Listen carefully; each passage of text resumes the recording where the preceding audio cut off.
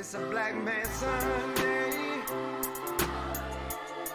Time to put all childish things away. I refuse to be the man I was yesterday. Gotta put my best foot forward and elevate. I told people that everybody on this call can be a millionaire in 5 years. And I go back to Google tax deed sales and then Google tax lien sales. All of the information is on YouTube. We don't have to reinvent the wheel. We can duplicate success. So I'm telling you, I'm telling you that it's possible, not just because I know about it, it's because I do it, right? And so I'm giving you game that most people aren't going to give you. And to your point, you know, what you're talking about earlier, wealthy people aren't necessarily going to give us the answer, right? A lion isn't going to tell a gazelle how to get away. With knowledge is power. And historically, in order to keep power, you keep knowledge. And that's why I'm like Robin Hood. I rob from the rich and give to the poor. And so that's what this is about, right? And so we can't expect the wealthy to teach middle class or lower socioeconomic folks the keys, right? Because we become competition. If they taught us everything it is to know to how to start a business, we may start a business that's their competition.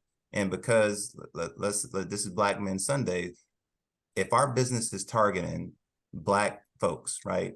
People of color, they're going to be the majority, like 2040, 2045, right? Right now, Black folks make up around 14% of the US, Hispanics around about 19, 20%, and Asian make about 8%.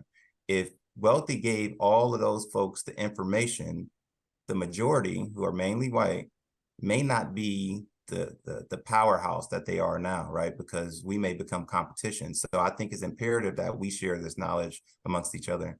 You know, it's interesting you say that. Have you ever noticed when you go into certain communities, you see like a beauty supply store or a Chinese restaurant, all these people, they doing exactly the same thing that you're saying. They pool their money together. When you go to a Chinese restaurant or a beauty supply store, it's the same. They use the same supplier and they fund their own store. And they feed back to each other.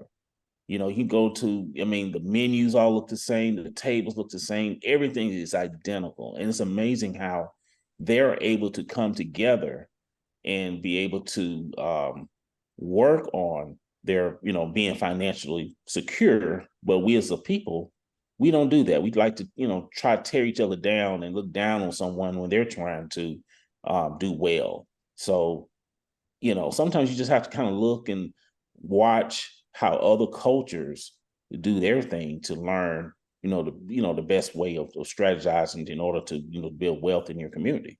And that's one thing. That's one thing I hate to see.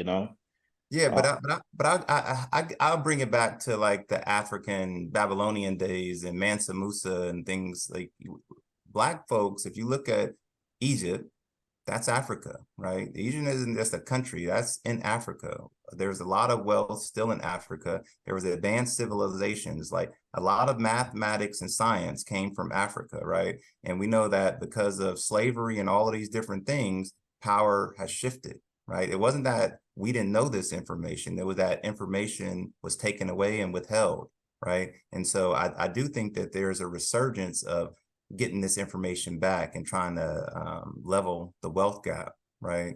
Because like I said, by 2053, Black wealth will be down to zero in the United States, right? So we're not on a good path, but together we can do anything. And there's that African proverb that say, if you want to go fast, go alone. If you want to go far, you go together, And so when Corie reached out to me, he's like, look, I want you to pull up. It's like, we're going to do it together, right? When I sent out a text blast to 5,000 of my people from my financial literacy course, I said, Corie, I got it. I'm gonna pull up.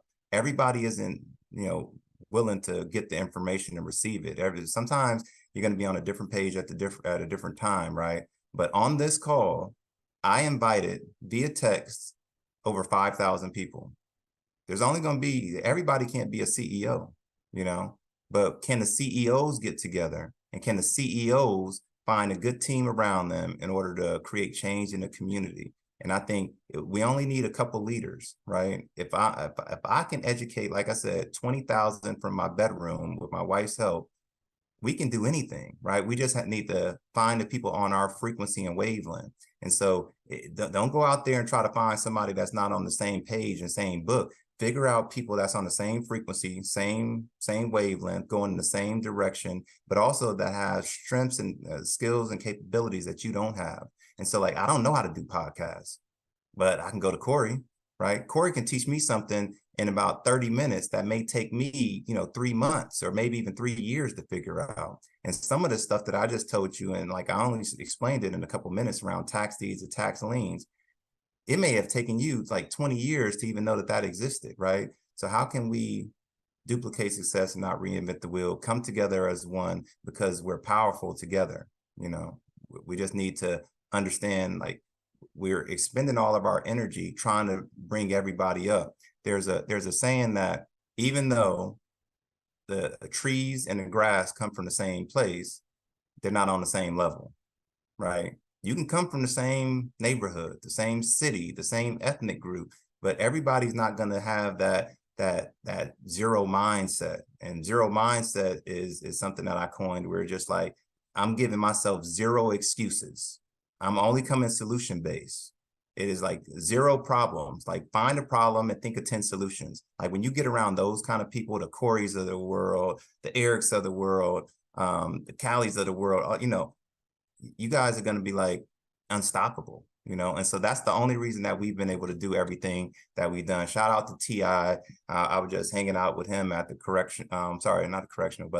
Congressional Black Caucus.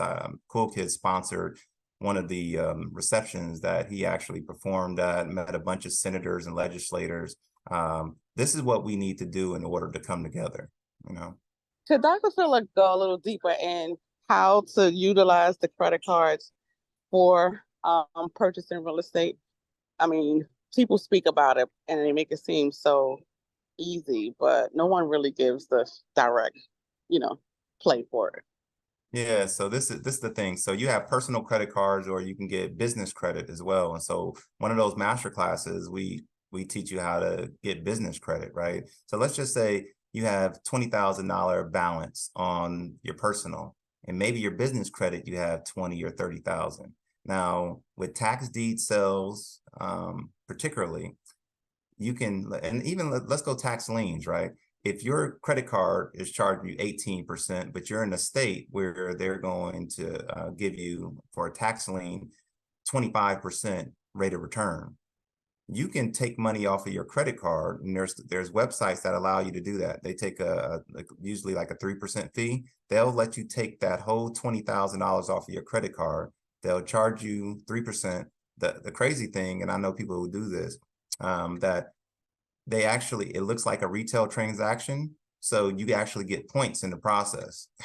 So you're taking money off your credit card with a third party company. You get that check. And let's say the credit card company is charging you 18%. If you're investing it at 25 to 30% into real estate, then you're making more. Like, when I go back to inflation versus having your money in the bank, long as the interest you're making is higher than the interest you're being charged, it doesn't matter, right? Because you're using other people's money. But that's just from your personal. Now you get a business credit card and you're pulling money from there. On these tax deed sales, these tax lien sales, you're buying properties for pennies on the dollar. In my town, just the other day, I just wanted to show my buddy an example. There was 2 pieces of land that were being sold, fairly affluent area that I'm in, but it was being sold on a tax deed sale. It sold for $17,000. That land is worth about $50,000 to $60,000. There was another one that sold for $2,000. Now, this land is in a pretty impoverished area, so it's probably only worth about, let's say that land that was sold for $2,000, maybe only worth around $20,000 now. But with gentrification, because we live in an affluent area, even that area that's in the hood is close to all of these luxury amenities. 10 years from now, that's going to get gentrified, and that $2,000 property that you got on a tax deed sale will probably be worth 60 or 70,000, maybe more. And so you can, and let's say you decide to flip property. You can buy something on your credit card, right? Pull out the money, buy it on your credit card, go buy one of these tax properties, flip it, pay your credit card back, and now you still have cash to spend to go invest in something else. So I'm not saying to utilize credit cards all the time. Another strategy you can use is if you have a 401k, you can get a 401k loan.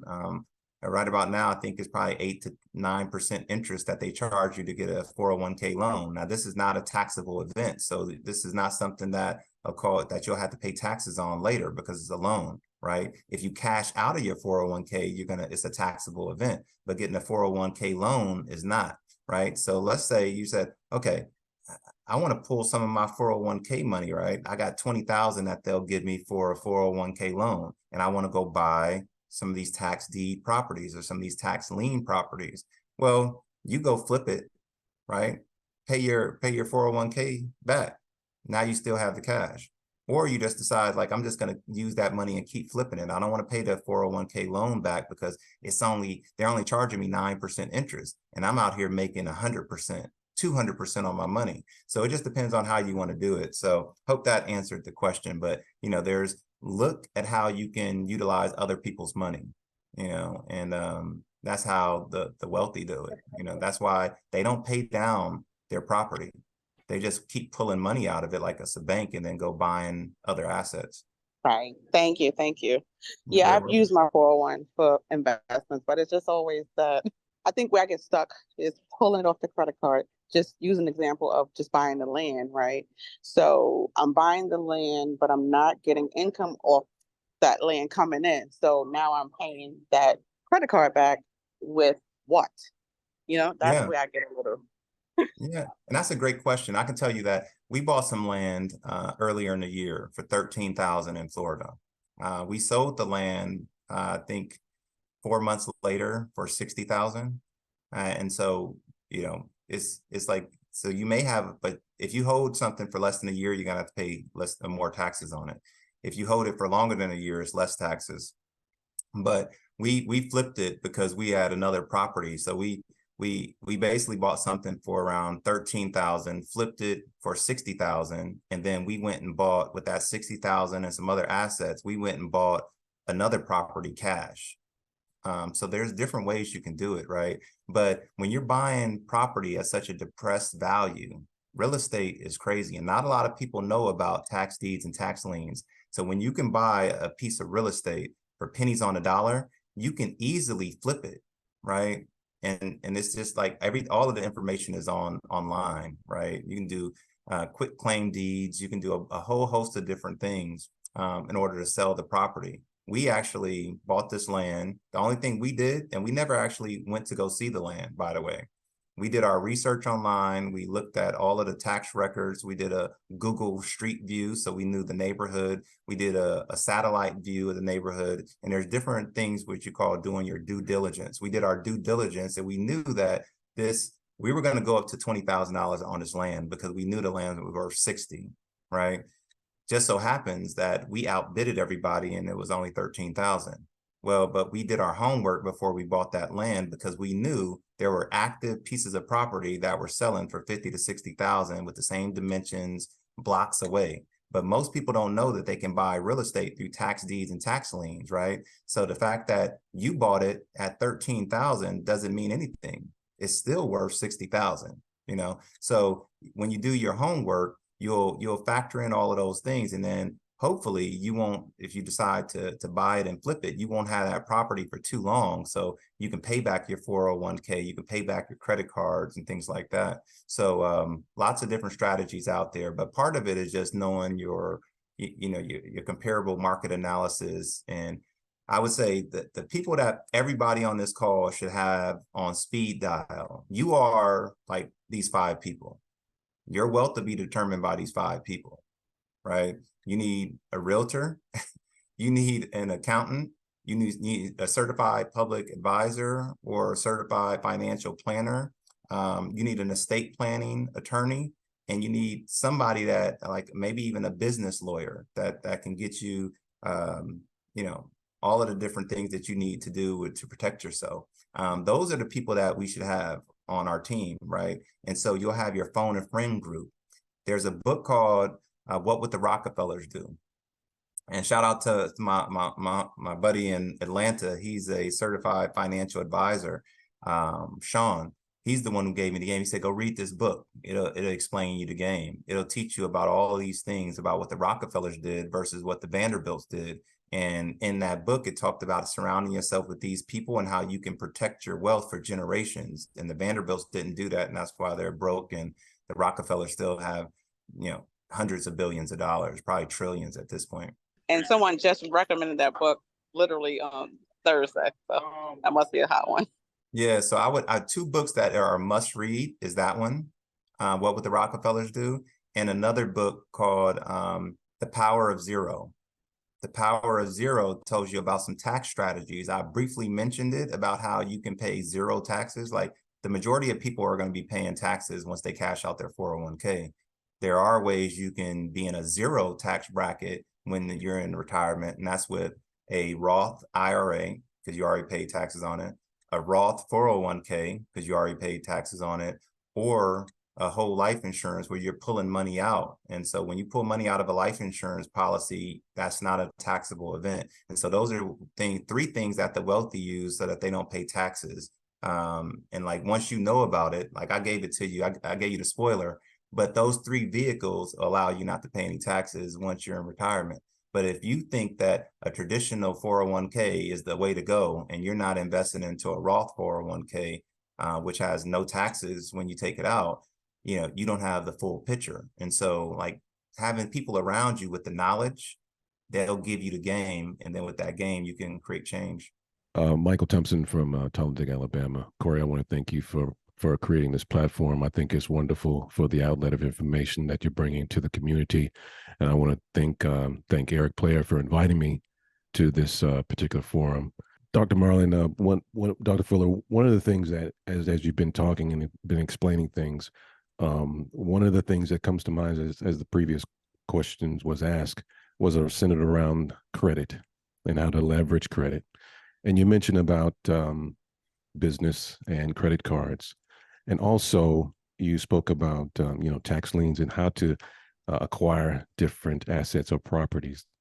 Maybe you can afford the community here today to expound on that as it relates to leveraging lines of credit and how lines of credit basically at a lower, interest rate can give you an advantage from that standpoint, and how that can be an advantage to you, as well as looking at different properties that you may be looking at and having a realtor or somebody on your team that has some kind of insight on different zonings, right? When you're gaining a property and you have a zoning and there may be a mall coming in the next 6 months because they're paying attention to the advancement of that community, a repurposing of that, which will give you a exponential amount of investment, windfall, if you're able to time that and get that money, get that property and sit on it, as well as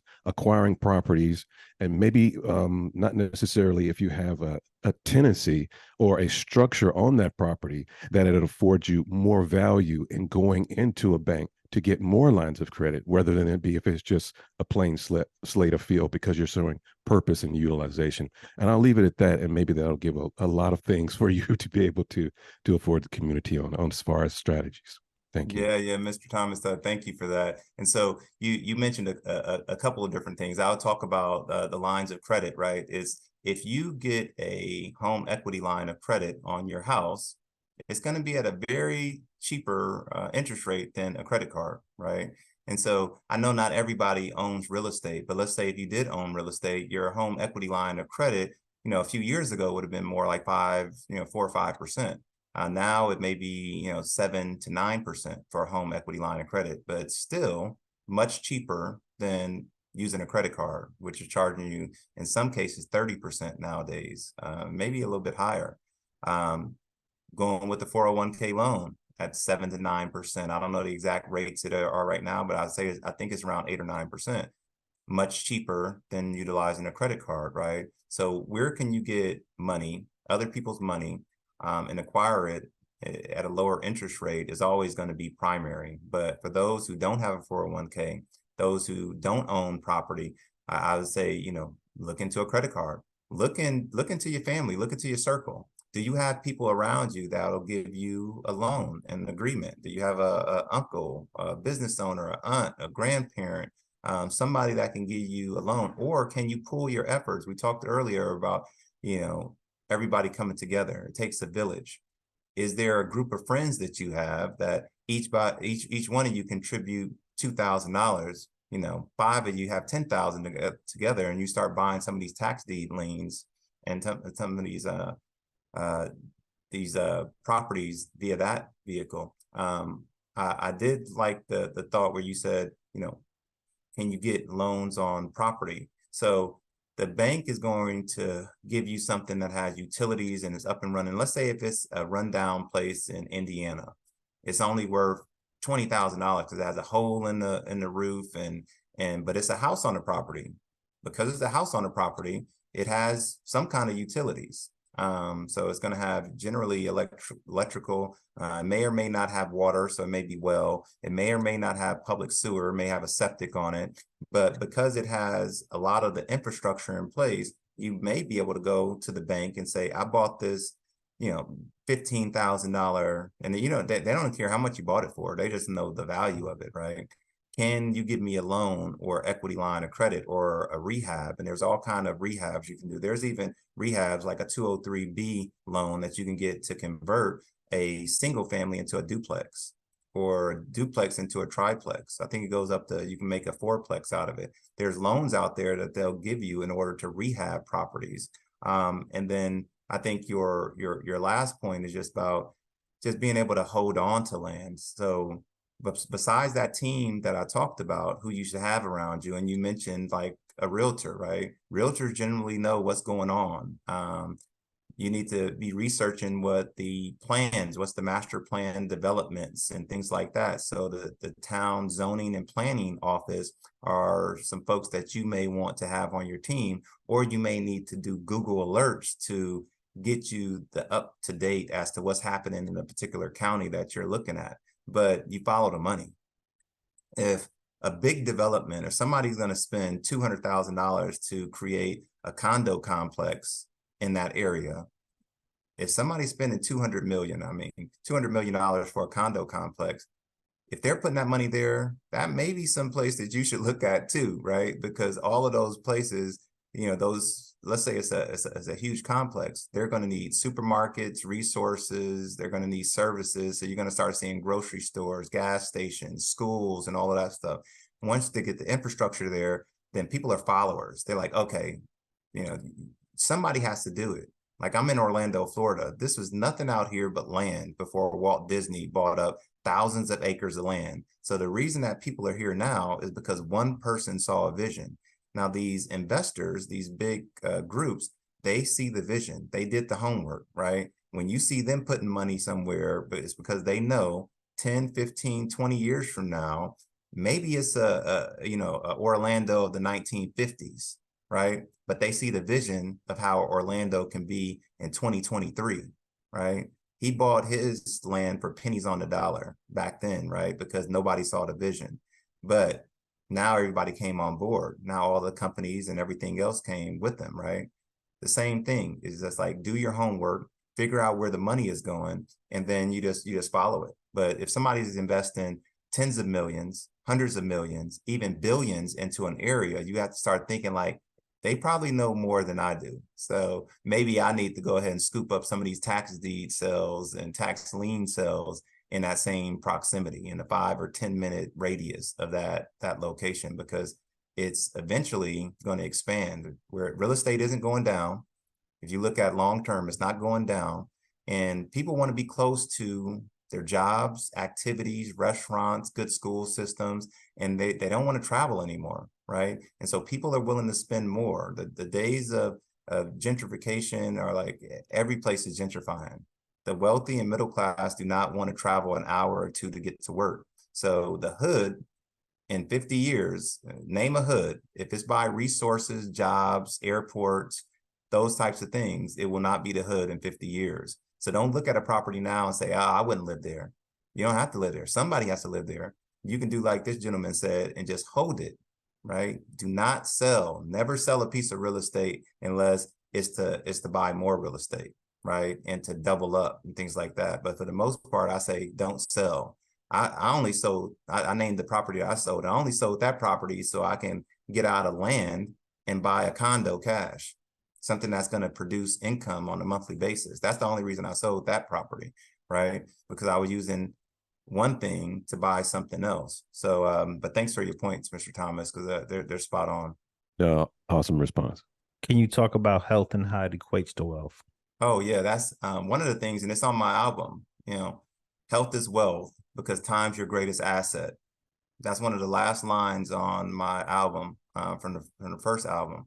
And so a lot of people don't necessarily think of health and wealth, and I'll give you an example of how that's true, right? Steve Jobs, I think he died at 52 or 62. I forget what it was, but it was either his early 50s or early 60s, but he passed a billionaire. The only thing that the wealthy can't buy is more time. During the pandemic, I became friends with Chris Gardner. Chris Gardner is a man that the Pursuit of Happiness movie that Will Smith did was made after. And Chris Gardner is the one who shared with me, just like, he's the one who got me thinking about health as wealth. And he's just like, look, I can always make more money. Once you have knowledge, you can always make more money. I can go bankrupt. And it's just like facts. I can go bankrupt today, but I have knowledge that I can be a millionaire again because I have the knowledge. So I know how to, it's wash, rinse, and repeat. You take all my money away and I can make it again. But he was the one who said, you don't have time. You can't, the wealthy can't buy time. And so how you get more time is through being healthy, right? There's going to be a third of the US who are diabetics in the future. Right now, it's around 10 or 11% that are diabetic. It's going to be a third of the population who are diabetic. Now, when you're diabetic, you have a higher risk of high blood pressure, cancer, cardiovascular disease, strokes, and a whole bunch of different things, right? Now, if you die, you cannot make money, right? And not unless you have these trust setups and vehicles where it's just going to keep making money for the next generation. But you personally, once you're gone, you have no more abilities to impact your family's wealth, right? And we're doing a lot of things contrary to that. We're drinking sodas, which are acid, right? They not only break down your bones, but they make holes in your stomach called ulcers, right? We're doing things just contrary to, like, we're eating a bunch of fried foods. We're doing a lot of different things, right? We have so many different things that are coming at us, from global warming to racism to all of the different things that are affecting our community, but also other communities, right? The last thing we need to do is to make unhealthy choices. So my students in my classes, I tell them health is wealth. I want you out there exercising. I want you drinking water. I want you doing all the things like, reading books, because knowledge is power, and you need to exercise your mental muscle as well. But if we don't live longer, we don't have the potential to make money. You look at Warren Buffett, who's worth many, many billions. He's also like 85 or 88 at this point, right? Just imagine if Warren Buffett passed away when he was Steve Jobs' age. He would have had 20 to 30 years less to make the money. And the most of his wealth that he has now was over the last 20 or 30 years. So the same way I talk about focusing on the youth because of compound education, just imagine what you can do with compound health, right? Healthy habits, right? And each one of these things are adding minutes, hours, days, weeks, years to your life, right? So as much as I talk about financial literacy, I also talk about health, and so I juice. I have fruit and veggie smoothies every day. I don't eat breakfast. I do intermittent fasting because, like, I have diabetes, high blood pressure, cholesterol. I lost both of my grandparents in their 50s. And the majority of that is, some of it is genetic, but some of it is lifestyle modifications. But to the original point, health is wealth. The longer you live, the more money you can make and the more lives you can impact. It's a black man's Sunday.